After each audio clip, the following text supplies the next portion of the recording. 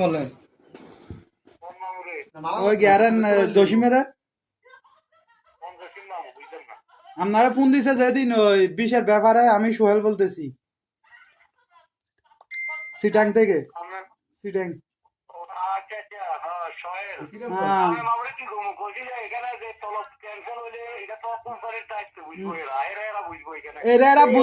এরা বুঝবো যে উনান ভাই আমারে কইছে যে কি শুক্রবারে বন্ধ আমার হাঙ্গারের মধ্যে দিব ডেলি 13টা তলব তো কিতের মধ্যে তো মাসে কিসের তখন শুক্রবারে বন্ধ নাই তারপর মনে করেন খানার টাকার কোনো খবর নাই কইছে যে ভালো কোম্পানি 2টা টাকা কামাইলে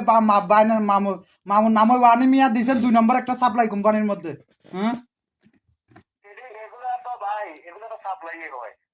এগুলা সাপ্লাই না ভাই আমার ডাইরেক্ট কোম্পানি করে দিচ্ছেন আমার 4 লাখ টাকা খাইছেন না আল্লাহর গজব পড়বো আমাদের উপর ফুজির উপর পর্যন্ত আল্লাহর গজব পড়বো আমার 4 লাখ টাকার মতো অভিশাপ দিতেছি অভিশাপ দিতেছি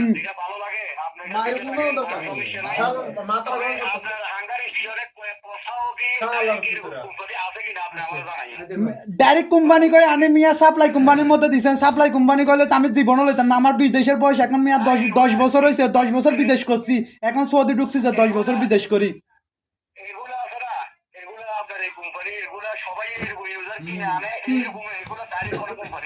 তো কিনে আনে